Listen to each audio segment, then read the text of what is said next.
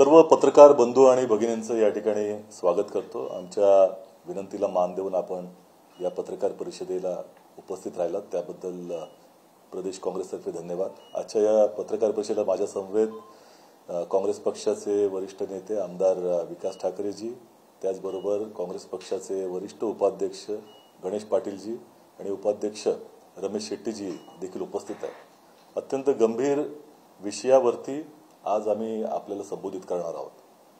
देशामध्ये लोकशाही संपुष्टात येते आहे अशा तऱ्हेचं चित्र गेल्या 11 वर्षांमध्ये पण पाहतो आहोत आणि हुकुमशाही मानसिकता ही सत्ताधाऱ्यांच्या मनामध्ये किती रुजलेली आहे हे त्याची वेळोवेळी उदाहरणं आपण दिसते। पण दुर्दैवानं ही हुकुमशाही मानसिकता प्रशासकीय कामांमध्ये देखील प्रशासकीय जबाबदाऱ्यांमध्ये देखील त्या ठिकाणी ही दिसून येते। यापेक्षा दुर्दैवाची बाब असणार नाही। अहंकार आणि त्याचबरोबर बेफिकिरी, आम्ही करतो तेच योग्य, मी म्हणतो तीच योग्य दिशा, असं जे चित्र हे प्रशासनामध्ये चाललेलं आहे हे निश्चितपणे महाराष्ट्रासारख्या पुरोगामी राज्याला आणि संपूर्ण देशावरती त्या ठिकाणी एक आदर्श म्हणून पाहिलं जाणाऱ्या राज्याला एक आदर्श प्रशासन कुठे असेल, आदर्श लोकशाही कुठे असेल, आदर्श व्यवस्थापन कुठे असेल ते महाराष्ट्रात असते आणि वेळोवेळी आलेल्या सरकारांनी ती भूमिका ही बजावलेली आहे। परंतु दुर्दैवानं या कालावधीमध्ये अहंकार इतका मोठ्या प्रमाणामध्ये वाढलेला आहे की तो प्रशासनामध्ये दिसतोय। याचा निषेध करण्याकरता ही खऱ्या अर्थानं पत्रकार परिषद आहे।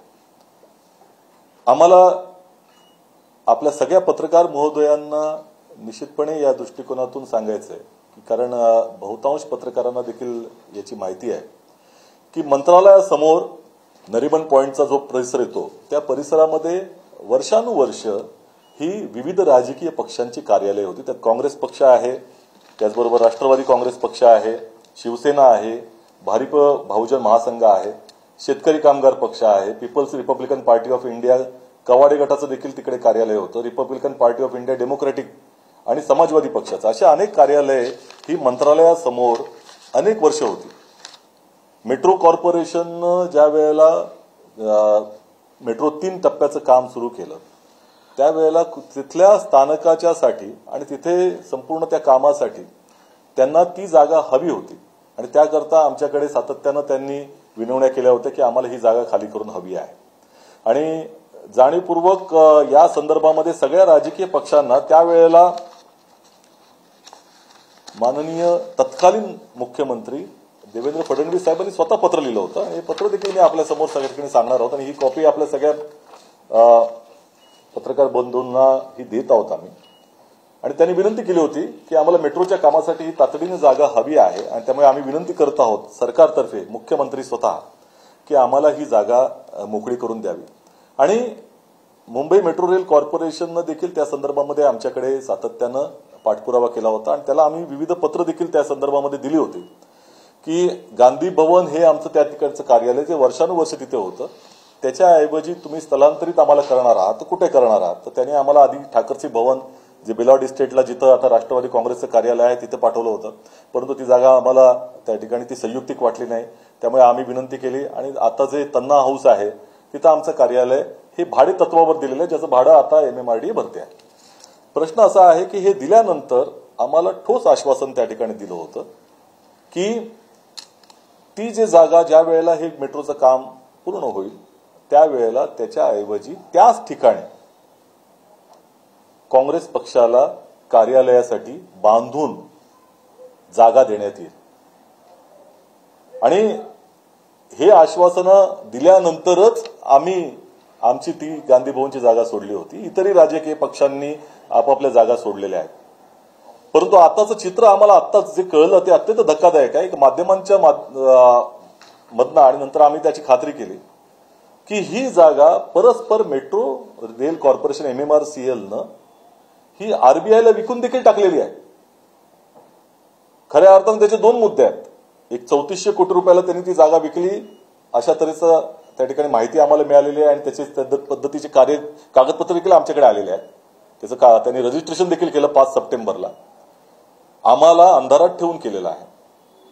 आणि त्या संदर्भामध्ये जिथं स्टेक होल्डर म्हणून जिथं त्या ठिकाणी राजकीय पक्षांची जागा आहे तिथं तुम्ही जाणं देणार होतात, ती जागा परस्पर तुम्ही जेव्हा विकता त्यावेळेला राजकीय पक्षांशी विचारविमर्श केला पाहिजे ही भूमिका देखील तुम्ही ठेवत नाही. खुलेआम अशा पद्धतीने शासकीय स्तरावरती निर्णय घेतले जातात. हे निश्चितपणे गंभीर आहे. मी आता विनंती करणार आहे आमचे वरिष्ठ उपाध्यक्ष गणेश पाटीलजी की त्यांच्याच पत्रव्यवहारानं ह्या संदर्भामध्ये सातत्यानं पाठपुरावा हा मेट्रो रेल कॉर्पोरेशनच्या बरोबर केला होता आणि त्यांनीही या संदर्भामध्ये आपली भूमिका मांडावी. त्यानंतर मी पुन्हा बोलू. शासनाने त्यावेळेसच कबूल केलं होतं, नुसतं कबूल नाही लेखी स्वरूपात दिलं होतं की गांधी भवन आणि जी राजकीय पक्षाची कार्यालयाची जी जागा आहे तिथं नंतर इमारत बांधल्या जाईल आणि त्या इमारतीमध्ये सर्व राजकीय पक्षांना आता जे क्षेत्रफळ जे आहे त्या क्षेत्रफळानुसार जागा दिल्या जाईल. म्हणजे त्याच ठिकाणी आम्हाला जागा दिल्या जाणार होती आणि मेट्रोला जी जागा हस्तांतरित आम्ही रिकामी करून दिली ती तात्पुरत्या स्वरूपात होती, हे स्पष्ट आहे. अशा परिस्थितीत त्यांना विकण्याचा कोणताही अधिकार नाही. ते जर प्रॉपर्टी विकत असतील आणि त्यातनं जर पैसे जमा करत असतील तर ते अत्यंत चुकीचं आहे. आम्ही त्यांना पत्र पाठवलं, आम्ही त्यांना विनंती केली की सगळं थांबवा, हा विकायचा तुम्हाला काहीही अधिकार नाही. आणि त्यांनी जर याच्यानंतर जर थांबले नाहीत आणि त्यांचं हे पुढंच चालवायचं धोरण जे आज धोरण आहे त्याचं सुरू ठेवलं तर आम्हाला कोर्टात गेल्याशिवाय पर्याय राहणार. आणि या संदर्भामध्ये आम्ही मेट्रो रेल कॉर्पोरेशनला पत्र कालच दिलेलं आहे, कारण आम्हाला ही बातमी आत्ताच माध्यमांच्या मधनं कळली आणि नंतर 5 सप्टेंबरला यांनी रजिस्ट्रेशन देखील करून टाकलेलं आहे त्या प्रॉपर्टीचं असं कळतंय. हे गुन्हेगारी स्वरूपाचं कृत्य आहे. शासकीय कामकाजामध्ये अशा पद्धतीच्या गुन्हेगारी स्वरूपाच्या कार्याला अनुमती नाही. जे स्टेक होल्डर्स आहेत ते राजकीय पक्ष आहेत, हे लक्षात घेतलं पाहिजे.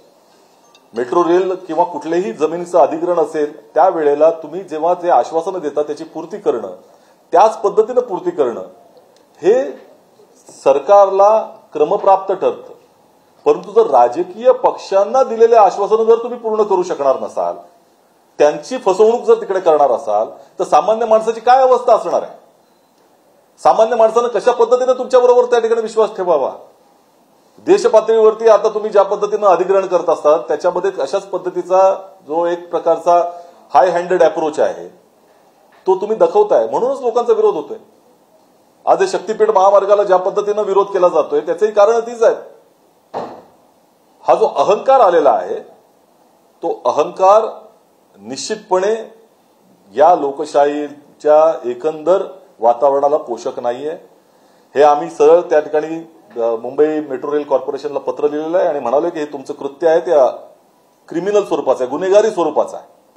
आणि हे तात्काळ रिझर्व्ह बँकेच्या बरोबरचं तुम्ही जे काही डील केलेलं आहे, ज्या पद्धतीचा व्यवहार केलेला आहे तो निश्चितपणे हा गैरव्यवहारामध्ये मोडतो.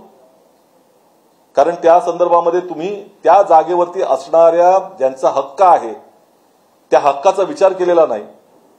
त्यांना खुलेआम अशा पद्धतीनं त्या ठिकाणी वाऱ्यावर सोडलेला आहे.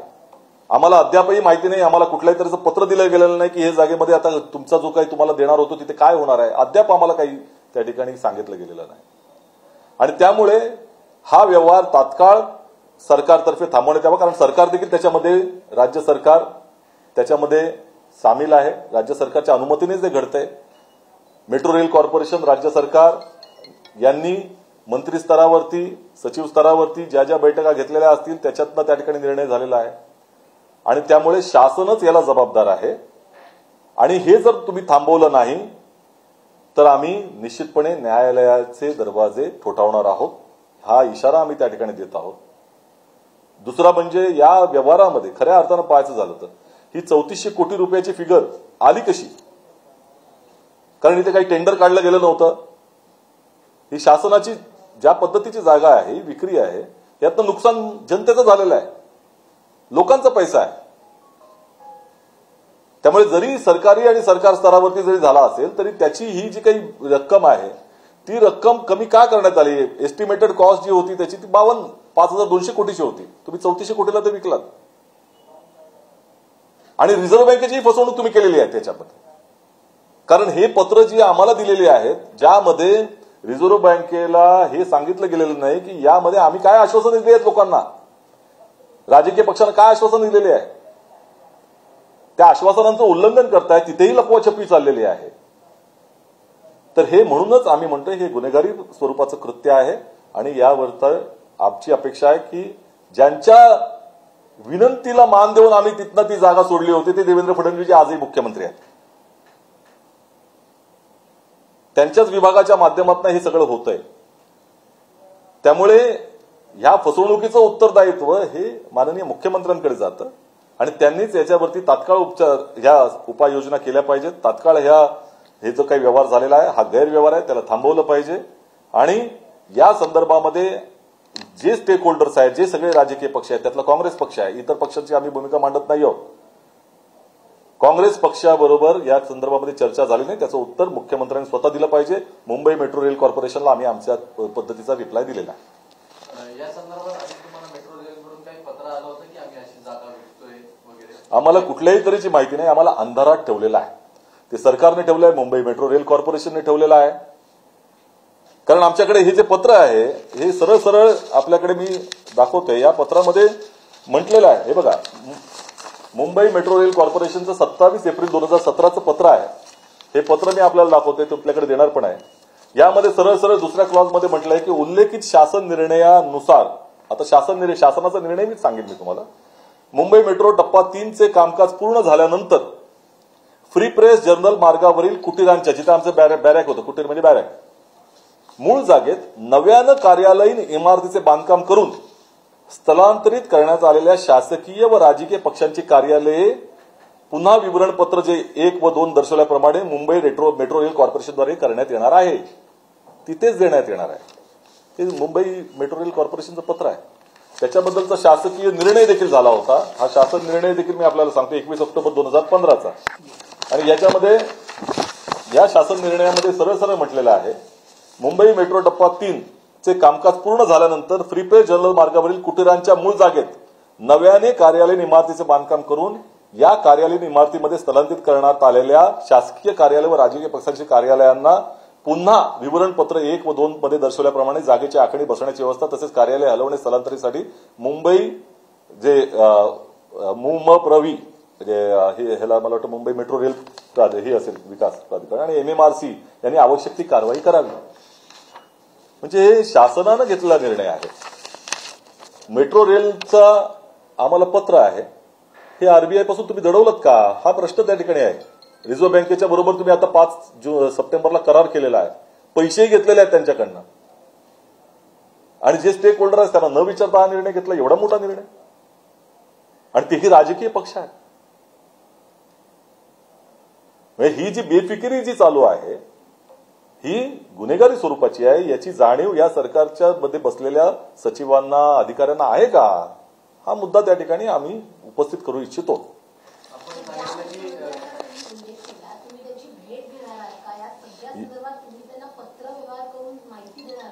या संदर्भामध्ये आम्ही आता मुंबई मेट्रो रेल कॉर्पोरेशनला पत्र लिहिलेलं आहे. गणेश पाटीलजींच्या सहीनंच ते पत्र गेलेलं आहे, कारण अगोदरचंही पत्र त्यांना पाटील साहेबांनाच दिलं होतं त्यांनी. आणि त्या संदर्भामध्ये आम्ही अशी आमची भूमिका मांडलेली आहे की हे जे झालेला व्यवहार हा तात्काळ रद्द करावा अशी मागणी मुंबई मेट्रो रेल कॉर्पोरेशनकडे केलेली आहे. ज्यांच्या सहीनं किंवा ज्यांच्या पत्रानुसार आम्ही ही जागा सोडली, ज्यांनी पत्र दिलंय की त्याच जागेवरती आम्हाला ती जागा तिथे देण्यात येईल. आम्ही प्रयत्न तर केलेला आहे, आम्ही सांगण्याचा प्रयत्न केलाय. आता त्यांनी जागृती लवकरात लवकर आणली पाहिजे. त्यामुळे ही जी 8-9 पक्ष आहेत त्यांचं विवरणपत्र जे आहे त्याच्यामध्ये नाव आहे, त्यांची कार्यालय तिकडे होती ना, ती जागा ह्या कोणाशीही चर्चा केल्याशिवाय असं काढताच येत नाही. हे पूर्णपणे बेफाम पद्धतीचं काम आहे. जी एस्टिमेटेड कॉस्ट होती त्यापेक्षा कमी किमतीमध्ये विकण्यात आले, तर एकंदरीत हा घोटाळा आपण म्हणू शकतो. नाही, आमचं म्हणणं आहे की शासकीय स्तरावरती जरी या ठिकाणी दुसऱ्या शासकीय कार्यालयाला किंवा दुसऱ्या शासकीय संस्थेला ही विक्री झाली असली तरी देखील यामध्ये मुंबई मेट्रो रेल कॉर्पोरेशनने त्या जागेची किंमत 5,200 कोटीची अभिप्रेत ठेवली होती. जर ते टेंडरमध्ये केलं असतं, निविदा काढल्या असत्या, सगळ्यांना ओपन केलं असतं, 5,200 कोटी मिळाले असते. आता 1,800 कोटी कमी मिळालेले आहेत. 1,800 कोटी रुपये कुठनं भरून आणणार आहेत तुम्हाला मेट्रो रेलसाठी? ते जनतेच्याच पैशात नाही येणार आहेत. जनतेकडनंच तुम्ही अधिभार जनतेलाच लावणार. ते वाचले असते. परंतु हा तुम्ही निर्णय घेतलेला आहे. कशा पद्धतीने घेतलाय त्याचंही स्पष्टीकरण आलं पाहिजे अशी आमची अपेक्षा आहे. परंतु इथं तर आम्ही म्हणतो रिझर्व्ह बँकेची देखील फसवणूक झालेली आहे असं चित्र त्या ठिकाणी आहे.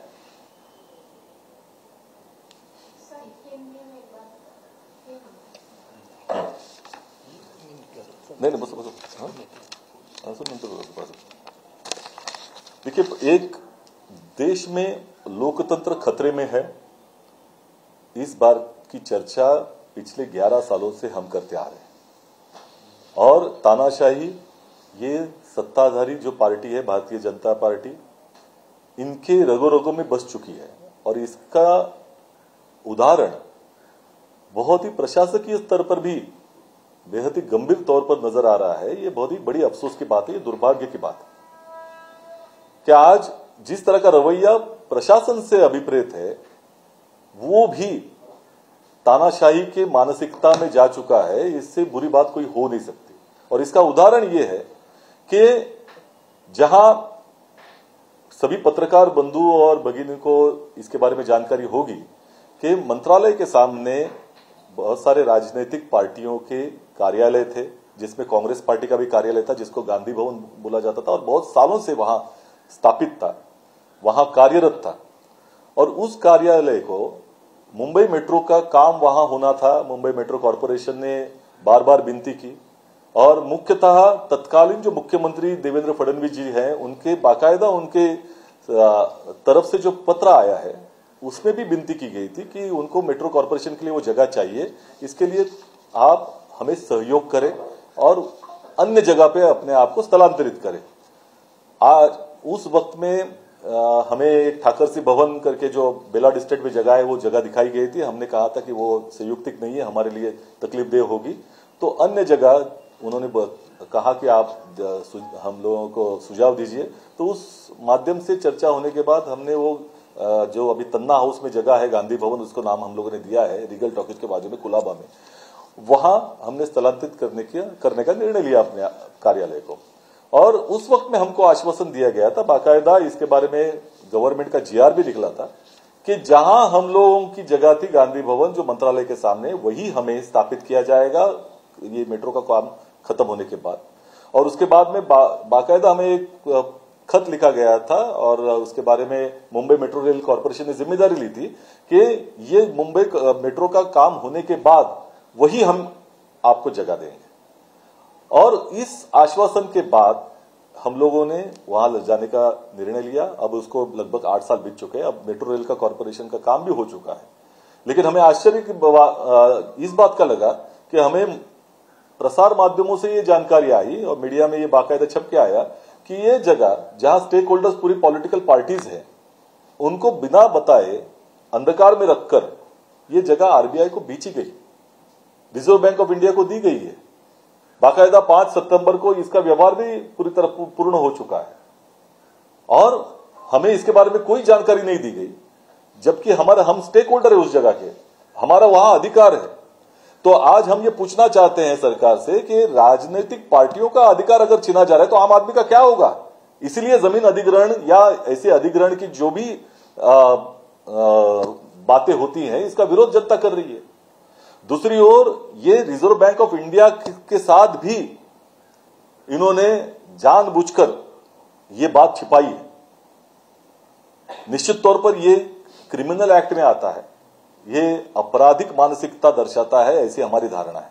और इसीलिए हमारे कार्यालय की तरफ से हमारे वरिष्ठ उपाध्यक्ष गणेश पाटिल जी ने ये पत्र लिखा है मुंबई मेट्रो रेल कॉरपोरेशन को कि ये जो आपका व्यवहार हुआ है उसको तत्काल इसको रोक दिया जाए और निश्चित तौर पर ये आपराधिक कृत्य नजर आ रहा है, इसको रोका तो जाए और हमें ये स्पष्टीकरण दिया जाए कि इसके बारे में ऐसा निर्णय क्यों लिया गया.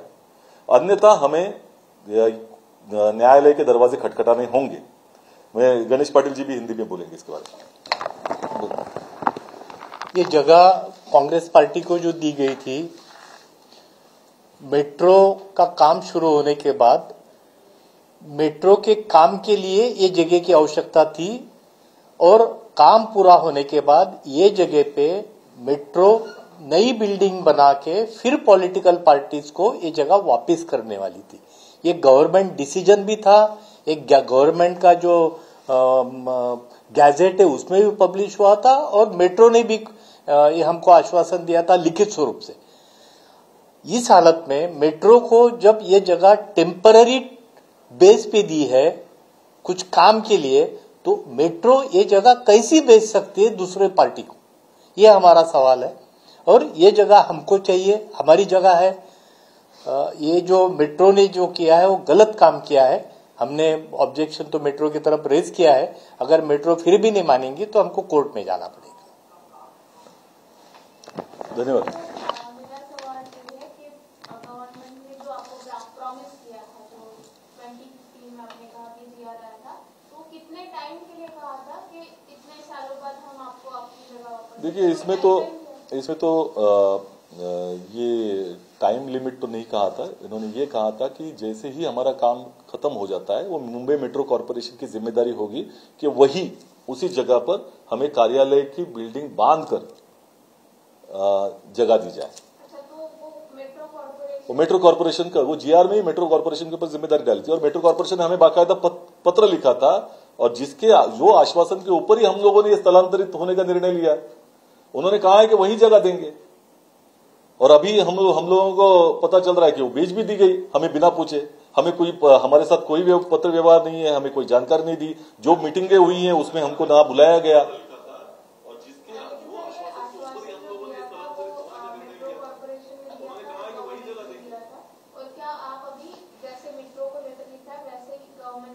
निश्चित तौर पर इसके बारे में हम लोग आगे बढ़ेंगे। मुंबई मेट्रो कॉर्पोरेशन की तरफ से हम अपेक्षा करते हैं कि उसका ये जो हम लोगों ने प्रश्न पूछे उसका उत्तर दे और ये व्यवहार हमारा और मुंबई मेट्रो रेल कॉर्पोरेशन का हुआ है, लेकिन गवर्नमेंट भी इसमें शामिल है। ये जिस तरह से हमें जानकारी मिल रही है तो ये शासकीय स्तर पर भी निर्णय हुआ है, जीआर भी हमारे पास है, तो हम ये कोशिश करेंगे कि उनको भी इसके बारे में हम लोग बताएंगे और अगर इसके बारे में कोई निर्णय नहीं हुआ तो हम न्यायालय के दरवाजे जल्दी खटखटाएंगे। इसके बारे में हमने जानकारी देने की बात मेरे ख्याल से कोशिश हम लोगों ने की है। अब आपके माध्यम से जब पता चलेगा उनको भी, तो उनके भी आंखें खुलेंगी।